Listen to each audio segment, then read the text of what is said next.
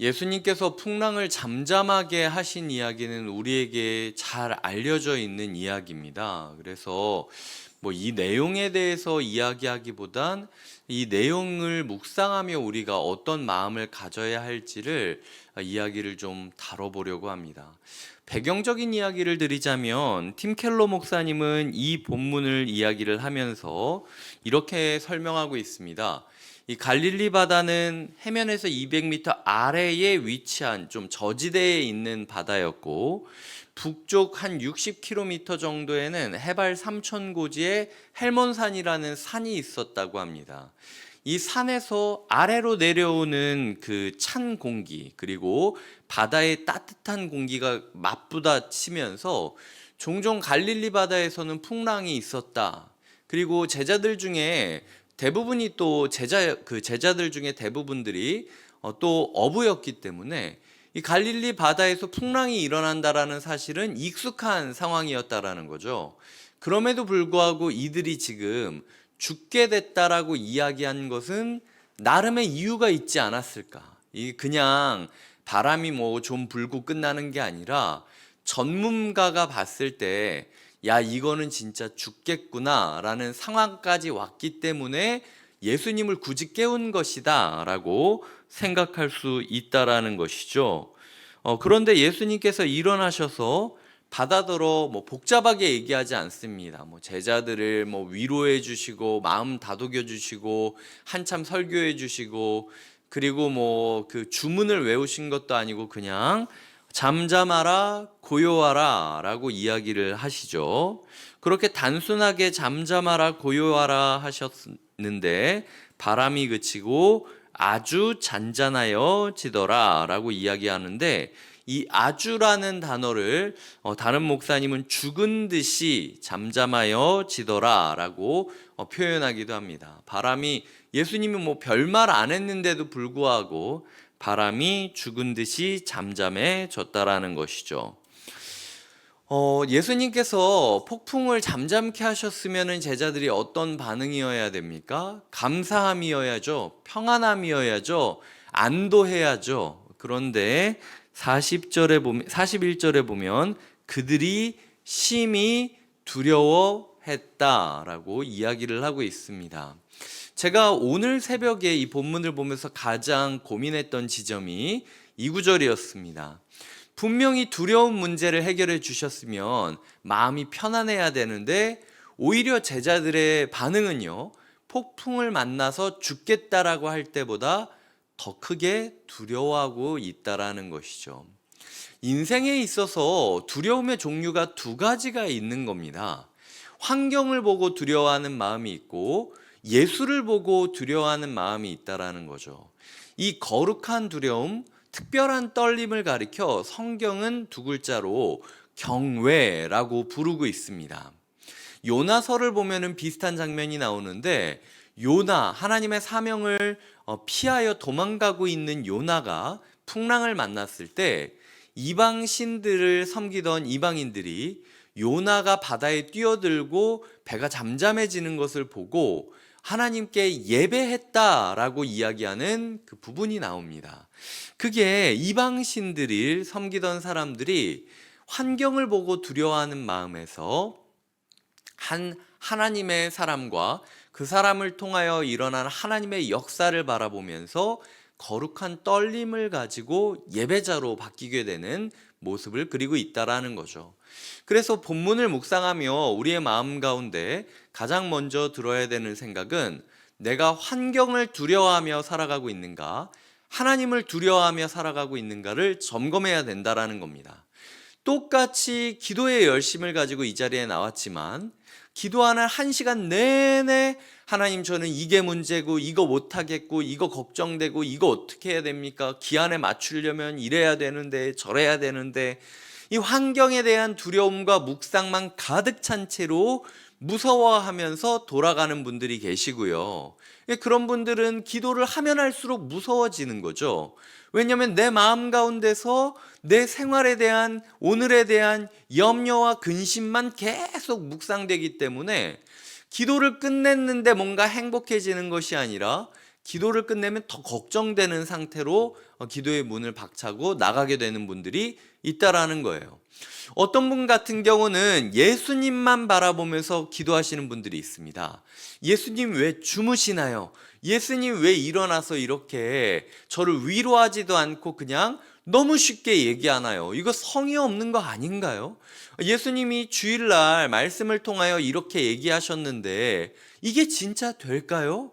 라는 마음으로 예수님만 쳐다보고 예수님만 묵상하고 예수님께 이야기하고 그 과정 가운데 예수님께서 나의 문제를 해결해 주시는 것들을 경험하면서 예수님을 두려워하면서 살아가는 것.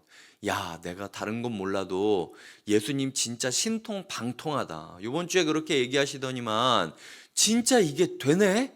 라는 마음으로 하루하루 예수 그리스도를 알아가는 지식을 쌓아가는 사람이랑은 똑같이 기도에 열심을 가져도 정반대의 모습을 가질 수밖에 없다라는 것이죠.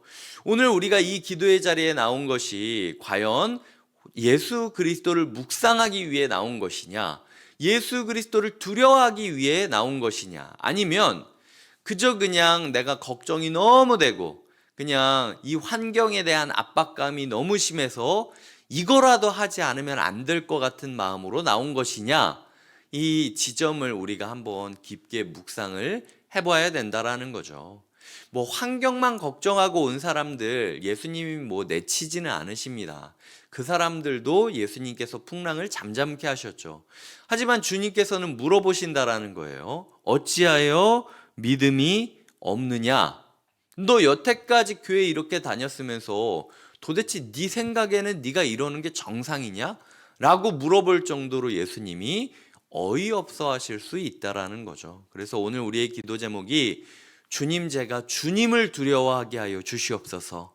환경을 걱정하고 환경의 압박감을 느끼면서 짓눌린 인생이 아니라 아무리 어처구니 없는 상황 속에서도 주님만 바라보고 주님만 묵상하고 주님께만 요청하고 주님을 두려워하는 거룩한 떨림이 우리의 삶을 지배하게 해달라고 기도하는 것이 필요하다라는 겁니다. 두 번째로 인생의 해결은요, 심플하다라는 거예요. 복잡하게 생각할 필요가 없습니다.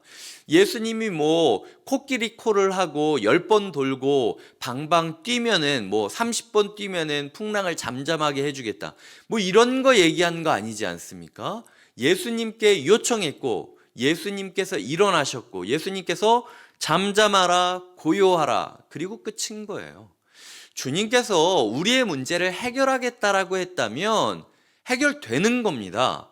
그걸 가지고 우리가 주님 너무 성의 없이 얘기하는 거 아닙니까? 뭐 예를 들어 이번 주일 설교를 치자면 주님 뭐 목사님을 통해서 눈물 흘린 만큼 내 삶에 열매를 맺혀 주시겠다. 말도 안 되는 소리. 주님 지금 이런 얘기 장난치지 마십시오. 이거 저 지금 울고 있는데 지금 뭐 하자는 겁니까? 눈물을 닦아주고 해결해주겠다라고 위로해주고 이래야 되는데 네 눈물 잘 흘리고 있는 거다. 흘릴 때는 흘려야지. 나도 눈물을 흘릴 때 흘렸다. 하지만 눈물을 흘리며 씨를 뿌리는 과정이 없으면 열매가 없다? 하나님 이게 뭡니까? 라고 이야기하면 안 된다라는 거예요. 주님께서 우리의 눈물 한 방울까지도 버리지 않고 해결해 주시겠다라고 얘기했다면 해결이 되는 겁니다. 그 안에서 우리가 너무 염려하고 뭐 언제 해결될지 어떻게 해결될지 근심할 필요 없고 예수님께서는 그 에너지로 오히려 너 자신을 돌보고 그리고 복음을 전해라 라고 이야기를 하고 있는 거죠. 사도행전에 보면은 똑같이 풍랑이 있는 배에 올라탄 사람이 있습니다. 바울이죠. 바울이 풍랑이 올라탄 배에 있고 사람들이 바울의 말을 듣지도 않고 있었는데 난리 칠 때까지 기다립니다. 재촉하지도 않고 자기 짐 다 버리고 있는데도 해결이 안 되니까 결국은 그 사람들이 바울의 목소리에 귀를 기울이기 시작했죠. 풍랑의 그 소리보다 바울의 그 설교 소리가 더 들리게 되는 그 순간 바울이 담대하게 고백하는 겁니다. 우리는 모두 살아서 가게 될 것이다. 왜? 난 아직 할 일이 남았으니까. 니네가 어떤 인생을 살았든 일단 내가 살아서 가야 복음이 전파되기 때문에 걱정하지 말아라 라고 이야기를 했던 바울의 모습을 우리는 기억할 수 있다라는 거죠. 왜 그 바울이 그렇게 담대하게 고백할 수 있었습니까? 우리는 알죠. 로마서 8장입니다. 35절, 누가 우리를 그리스도의 사랑에서 끊으리요? 환난이나 곤고나 박해나 기근이나 적신이나 위험이나 칼이랴 기록된 바 우리가 종일 주를 위하여 죽임을 당하게 되며 도살당할 양같이 여김을 받았나이다 함과 같으니라. 그러나 이 모든 일에 우리를 사랑하시는 이로 말미암아 우리가 넉넉히 이기느니라. 내가 확신하노니 사망이나 생명이나 천사들이나 권세자들이나 현재일이나 장래일이나 능력이나 높음이나 기쁨이나 다른 어떤 피조물이라도 우리를 우리 주 그리스도 예수 안에 있는 하나님의 사랑에서 끊을 수 없으리라. 이 고백을 할 수 있기 때문에 바울은 풍랑 속에서도 잠잠할 수 있었던 거예요. 인생 복잡하지 않다.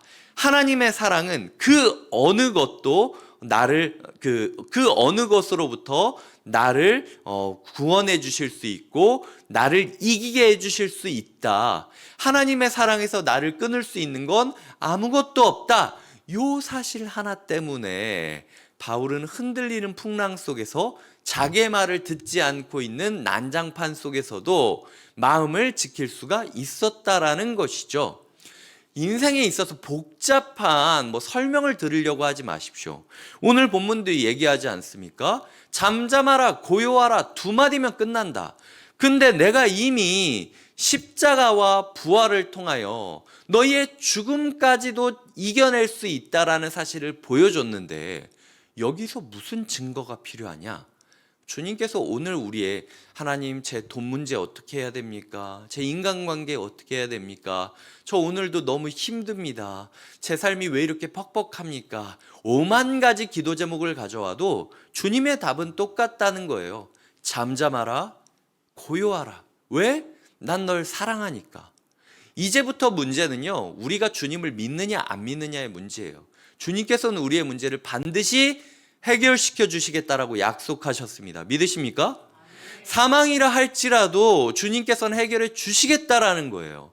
오늘만큼은 제가 담대하게 이야기할 수 있습니다. 주님께서 새벽에 이 말씀을 묵상하는 제 마음 가운데 가타부타 구질구질하게 얘기하지 마라. 어떤 문제를 가지고 기도의 자리에 나오던 어떤 풍랑이건 간에 내가 다 해결할 수 있다. 이게 주님께서 오늘 새벽 제 마음 가운데 주셨던 그 마음이고 묵상이라는 것이죠. 이 확신 가운데, 이 소망 가운데 오늘 하루를 담대히 살아가시는 하루 되시길 주님의 이름으로 축복드립니다. 기도하시겠습니다. 하나님 아버지, 폭풍보다 더 폭풍 같으신 예수 그리스도를 마주하게 됩니다. 내 마음대로 할 수 없고 하지만 너무나도 강렬한 사랑으로 야, 내가 다 해줄 건데 너 아직도 나를 못 믿냐? 라고 이야기하시는 예수 그리스도 앞에 우리가 가타부타 구질구질하게 이런 얘기 저런 얘기 할 수가 있겠습니까?